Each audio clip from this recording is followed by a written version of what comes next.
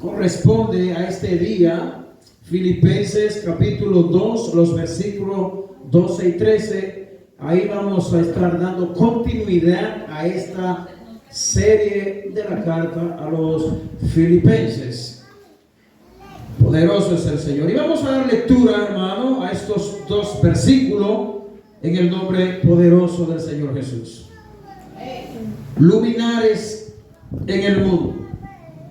Por tanto, amados míos, como siempre habéis obedecido, no como en mi presencia solamente, sino mucho más ahora en mi ausencia, ocupaos en vuestra salvación con temor y temblor, porque Dios es el que en vosotros produce así el querer como el hacer por su buena voluntad. Padre eterno, te damos muchísimas gracias. Concédenos en esta mañana el poder recibir tu palabra con solicitud. Que la gracia de Dios en esta mañana nos ayude a poder ser profundamente ministrados a través de su palabra. Muchas gracias, Señor, en el nombre de Cristo Jesús. Se pueden sentar los que están parados. El tema que vamos a estar exponiendo en esta mañana es: la salvación es de Dios de principio a fin. Y eso es muy importante, que la salvación sea de Dios y no de nosotros, que no sea por nosotros sino por Dios. Nosotros estamos una vez más ante uno de estos pasajes de las Escrituras que suelen ser un poco polémicos por las expresiones o expresión que conllevan algunos pasajes de las Escrituras. Y hay textos en la Biblia que los teólogos lo llaman los textos oscuros de las Escrituras, porque ellos necesitan ser interpretados a la luz de el entendimiento de la palabra de Dios. A nosotros leer pasaje bíblico como esto, uno pudiera, o muchas personas se pudieran confundir en creer que somos nosotros los que estamos llamados a luchar y ganar nuestra salvación. Por eso hemos titulado que la salvación es de Dios de principio a fin. Y eso lo vamos a ver de una manera bien clara y bien amplia, según el Espíritu de Dios nos ayude a través de la palabra. ¿Y por qué le digo que este pasaje es polémico y ha suscitado muchas discusiones y mucho debate para entender este versículo bíblico, específicamente el versículo 12? Porque dice: por tanto, amados míos, como siempre habéis obedecido, no como en mi presencia solamente, sino mucho más ahora en mi ausencia, ocupaos, dice Pablo, en vuestra salvación con temor y temblor. Pero ¿qué es lo que significa y qué quiere decir el apóstol Pablo con esta expresión cuando le dice a los filipenses: ocúpense con temblor y temblor por su salvación? Bueno, para uno poder entender esto, obviamente el versículo 13 nos lo dice bien claro, pero no nos vamos a quedar ahí, porque es necesario que pasajes bíblicos como este sean explicados, su significado a la luz de toda la Biblia. ¿Qué dice la Biblia acerca de este tema, acerca de la salvación, de tu salvación? ¿Qué es lo que dice la Biblia? La Biblia dice justamente lo que hemos titulado en esta mañana, que la salvación es de Dios de principio a fin. Por eso es que Hebreo dice que Jesucristo es el autor de la salvación. Cuando alguien es el autor de un libro, ¿ese libro puede ser atribuido a otro autor? No, porque el autor se identifica como la persona que escribe un libro. De la misma manera, Dios se presenta en la Biblia como el autor de la salvación. Desde los inicios de la iglesia, la relación entre el poder de Dios y la responsabilidad humana del creyente de llevar la vida cristiana ha sido mucho motivo de discusión, porque en este versículo bíblico, en estos dos versículos bíblicos, como lo vamos a ver bien detalladamente, hay un dilema, y es que Pablo habla de la responsabilidad humana y la responsabilidad divina. Ahí es donde nosotros tenemos que entender qué es lo que Pablo quiere decir, porque esto puede confundir a mucha gente. De hecho, esto ha confundido a mucha gente. Por eso usted ve mucha gente ocupándose en su salvación, no de la manera que la Biblia te manda a ocuparte en ella, porque Pablo te manda a ocuparte en tu salvación, pero no creyendo que tu gran esfuerzo, que tu gran empeño hará que Dios se sienta comprometido contigo porque tú te has esforzado. Entonces, el sacrificio de Jesús que Él llevó a cabo en la cruz queda por el suelo ante mi esfuerzo. Yo no sé si usted me está entendiendo. Lo que Pablo está manifestando aquí es bien claro que hay una responsabilidad humana. Hay una responsabilidad en ti, amado hermano que me escucha, pero hay una grandiosa responsabilidad en el Dios Salvador y eterno, que sin Él nosotros nada podemos hacer. Sin Él no valen los esfuerzos. Y hay que entender estas dos cosas que van de la mano. Y es esto que vamos a ver en esta posición, porque queremos dar una explicación bien clara de lo que significa este pasaje bíblico, porque aún todavía hay mucha gente que está chapaleando y patinando ante este pasaje y otros pasajes de la Biblia también, como Hebreos capítulo 2. Y hay otros pasajes en la Biblia que pudieran confundir a la gente de creer que el esfuerzo, portarme bien, ser bueno, quita el sacrificio de Cristo y pone el mío. No, eso no es bíblico en ninguna página de la Biblia.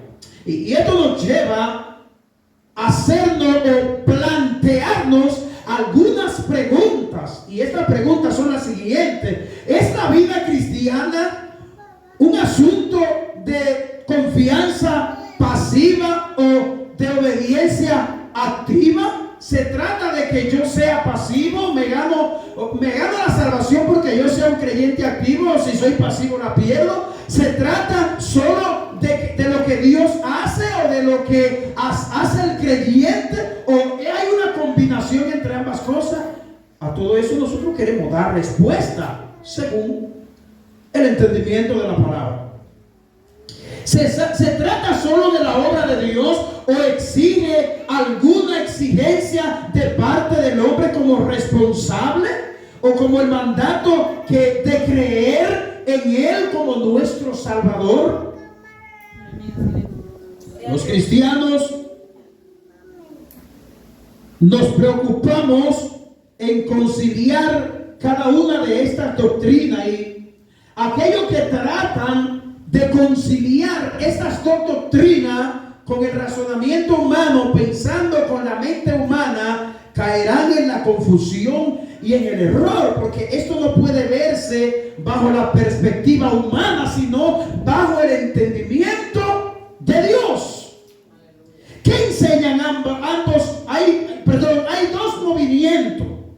Y hay aquí dos nombres que tal vez usted nunca lo ha escuchado, pero hay para estos dos extremos: el extremo de creer que Dios lo hace todo y el extremo de creer que el hombre es que debe hacerlo todo para la salvación. Pero ambas cosas tienen que estar de la mano, pero esto no significa que la salvación dependa mitad de Dios y mitad del hombre. No, esto no es lo que significa.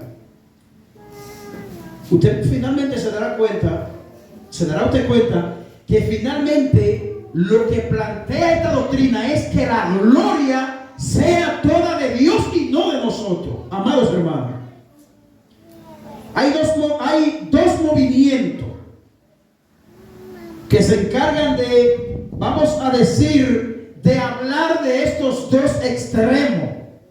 Y estos dos grandes movimientos son el quietismo y el pietista. Si usted conoce esos términos, más adelante usted se dará cuenta, porque nos vamos a referir a ellos, de qué enseñan esos dos términos. Lo repito, esos dos movimientos, quietismo y pietista. ¿Qué enseñan ambos movimientos? El quietismo asume el extremo de que Dios lo hace todo. Escuche bien, el quietismo asume el extremo de que todo es Dios, todo, y el creyente no debe, por tanto, hacer nada en lo absoluto. El creyente debe estar tranquilo y quieto, si es posible, sin asistir a la iglesia, si es posible, sin orar, sin hacer nada, porque Dios lo hace todo. No, eso es un grave error y eso es un extremo, hermano. Mientras que el pietista se va al otro extremo de interpretar la obra en el creyente de una manera exagerada, de creer que la obra de salvación en nuestras vidas solamente es por obra de Dios. Es un grave error. Y es en este dilema que nosotros en esta mañana queremos, con la ayuda de Dios, explicar con claridad qué es lo que realmente significa este pasaje. Yo no sé si usted, leyendo la carta de Filipenses, se ha preguntado, bueno, pero yo he escuchado al pastor aquí hablando de este tema muchas veces, pero mira, Pablo le está diciendo aquí, claro, por tanto, amados míos, como siempre habéis obedecido, no como en mi presencia solamente, sino mucho más ahora en mi ausencia, ocupado en vuestra salvación con temor y temblor. Pero, ¿tú te has preguntado lo que dice el verso 13? Oiga lo que dice el 3. Ocupamos nuestra salvación con temor y temblor, porque Dios, verso 13, es el que en vosotros produce así el querer como el hacer por su buena voluntad. Si Dios no pone el querer, no hay nada. Entonces, ya tenemos una pista para entender de que la salvación es de Dios de principio a fin. Pero para seguir profundizando, vamos a ver nuestro primer punto, y es que vamos a ver este pasaje en un contexto más amplio. Lo que significa esto es que nosotros vamos a ver este pasaje interpretado a la luz de lo que la Biblia enseña acerca de este tema. ¿Cómo se refiere la Biblia acerca de nuestra salvación? ¿Qué dice la Biblia? ¿Tan claro o tan oscuro? Cuando en la Biblia hay algunas declaraciones que para muchos son polémicas, como esta a la que nos estamos refiriendo hoy, que puede ser también confusa, es necesario acudir a otros pasajes de la Biblia que se refieren al tema para poder entenderlo, lo que realmente quiere decir dicho pasaje. Atención, porque esto le va a ayudar mucho en su estudio de la palabra de Dios.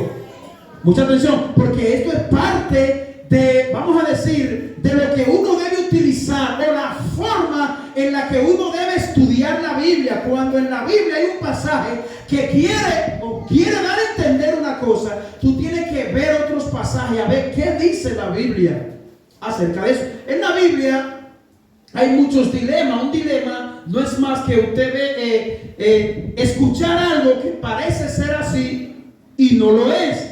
Hay un dilema en la Biblia de que Jesucristo es Dios y al mismo tiempo es hombre.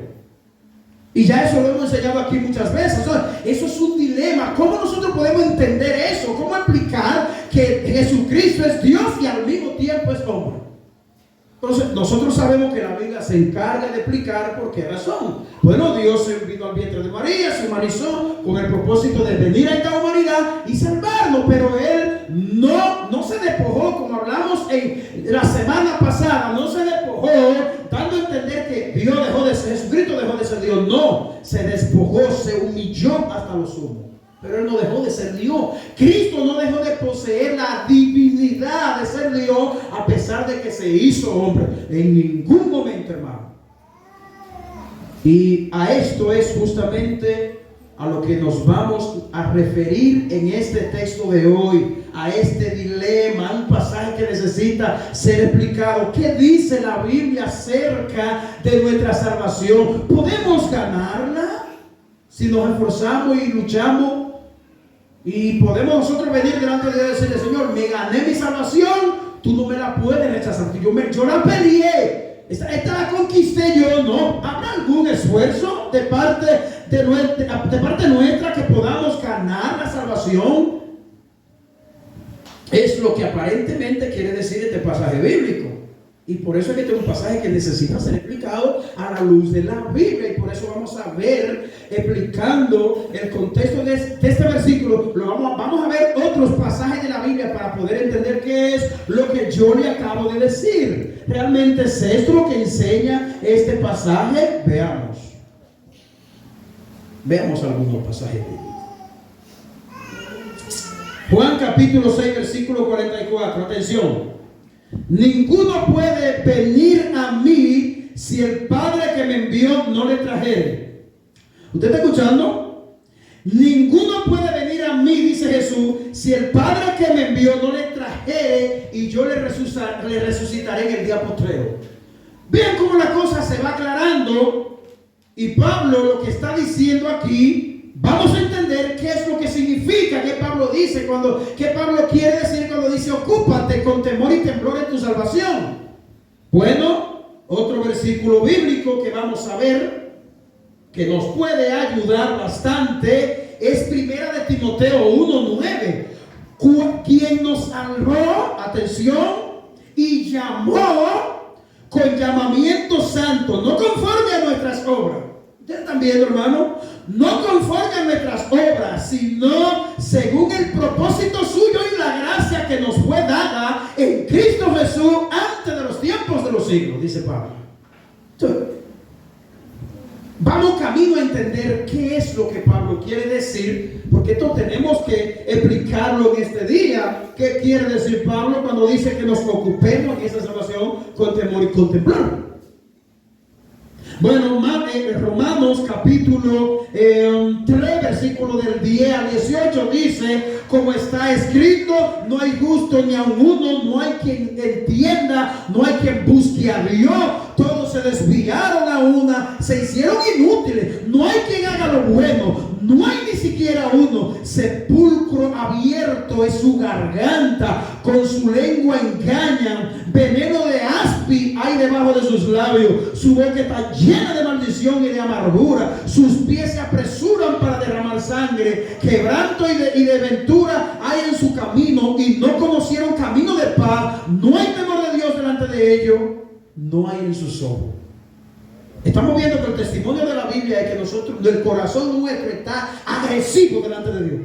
O sea, nuestros corazones aborrecen a Dios. No nos acercamos a Dios porque queremos, es lo que la Biblia dice. Nos acercamos a Dios porque la gracia de Dios nos hace despertar. Entienda esto, hermano. Esto es una doctrina muy importante en la vida cristiana. Nadie está capacitado para acercarse a Dios porque lo ama y lo quiere. Jesús dijo: ustedes me aman porque yo lo amé primero. Eso fue lo que Jesús le dijo a sus discípulos, hermano. Nosotros somos malos de principio a fin. El corazón nuestro está como una piedra, como una roca. Oh, pastor, pero es que yo soy muy piadoso y yo oro mucho por mi iglesia, yo soy un creyente. Recuerda que es la gracia de Dios la que te ha habilitado para que tú seas así. Así que cuando usted me ve a mí tal vez crecer o madurar, no piense que yo soy muy bueno, piense que la gracia de Dios está trabajando, está obrando en mi vida y en la vida tuya, hermano. Entienda esto. Poderoso es el Señor. Vamos, me parece que tengo otro pasaje aquí. El Señor es maravilloso y bondadoso. Marcos capítulo 10, versículo 26-27. Hablando Jesús acerca del joven rico. Oiga en qué contexto se encuentran estos dos versículos. Dice: Jesús estaba hablando del joven rico y le dijo al Señor, a los discípulos, es mejor que entre un camello por el ojo de una aguja y que un rico al reino de los cielos. Jesús está hablando aquí acerca de la salvación, de que entrar a la salvación no es fácil humanamente hablando. Escuche, versículo 26, versículo 27, ellos se asombraron aún más diciendo entre sí, ¿quién pues podrá ser salvo? Dicen ellos. Jesús acaba de decirle algo a ellos acerca del joven rico. Para lo que son ricos es difícil buscar a Dios. Entonces ellos, cuando Jesús le plantea lo que le plantea acerca del hombre rico, ellos reaccionan de esta manera. Ellos se asombraron aún más diciendo, ¿quién podrá pues ser salvo? Escuchen lo que dice el verso 27, me alegra esto. Entonces Jesús, mirándolo, dijo, para los hombres es imposible. ¿Usted está escuchando? ¿Usted está viendo que no es posible ser salvo por medio de nosotros mismos? No hay forma. Dice Jesús, para los hombres imposible. Pero ¿qué dice la última parte de este texto? Más para Dios, no. Porque todas las cosas son posibles para Dios. Para Dios es que ha sido posible que tú y yo estemos aquí, hermano, por la gracia y la misericordia de nuestro Dios. Qué bueno es el Señor. Segundo punto de enseñanza, el verdadero significado de este texto. El verdadero significado de este texto. Yo quiero que veamos. Para nosotros entender este texto, es decir, el versículo 12, que ya lo leímos, ocupado en vuestra salvación, con temor y temblor, es importante ver el que sigue. Es importante ver el verso que sigue. ¿Cuál es el que sigue después del 12?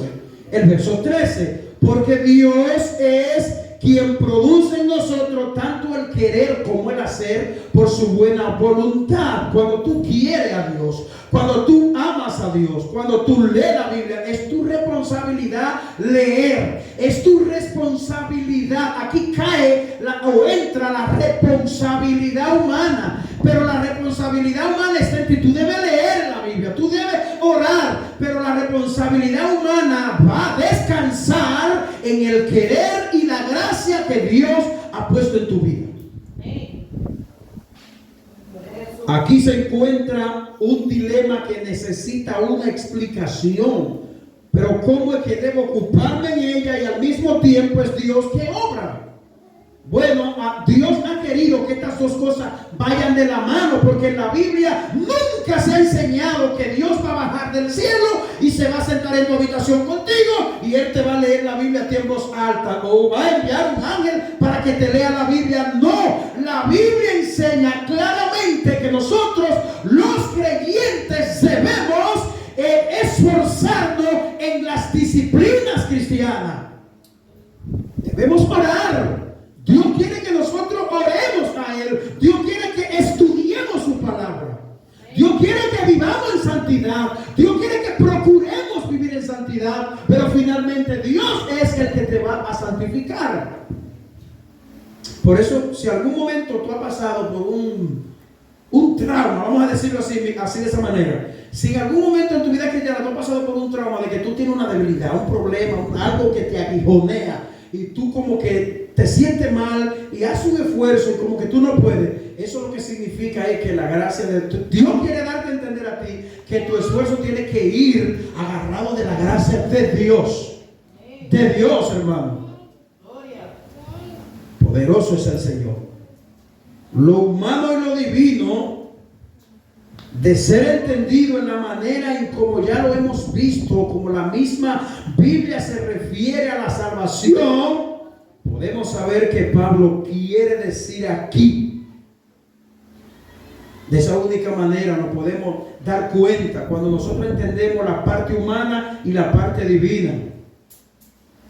Y nuevamente nos vemos en la obligación de ver cómo la gramática, como yo le mencioné la semana pasada, nos ayuda aquí, porque realmente Pablo une lo que viene diciendo de Jesucristo con lo que va a decir en el versículo 12 y en el versículo 13. ¿Qué viene Pablo diciendo? Pablo viene hablando de la humillación y de la exaltación de Cristo. En ese cuadro que Pablo viene hablando, Pablo viene presentando a Cristo como el modelo a seguir, el ejemplo a seguir. Pero no solamente eso, sino el que se humilló hasta lo sumo y hasta la muerte y muerte de cruz para rescatarnos a nosotros. Los pasajes bíblicos anteriores lo que están diciendo es que la humillación y la exaltación de Cristo fueron conquistadas por Él para darnos a nosotros nuestra salvación. Y es ahí donde Pablo dice, por tanto.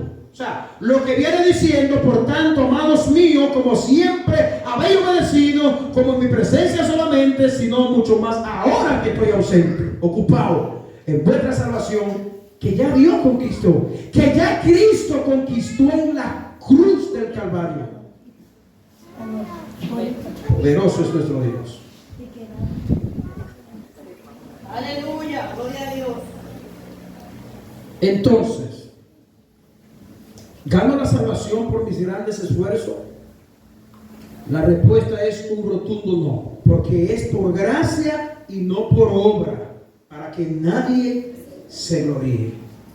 Ese fue uno de los pasajes que me faltó, y lo vamos a leer. Efesios 2, 8 y 9, que es nuestro texto que tenemos acá. Dice, porque por gracia sois salvos por medio de la fe, y esto no de vosotros, pues es don de Dios. La palabra don aquí lo que significa es un regalo. Usted un regalo no lo compra por nada, porque es un don gratuito.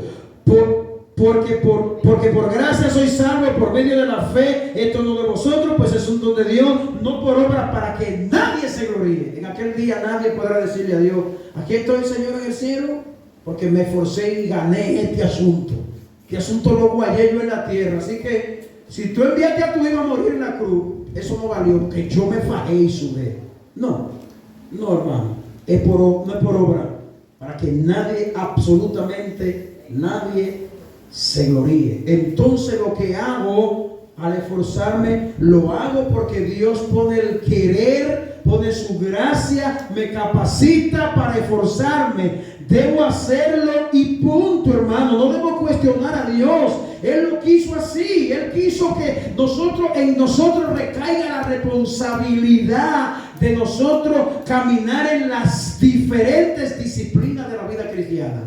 Usted mismo puede notar que usted se siente débil espiritualmente cuando deja de orar y estudiar la Biblia.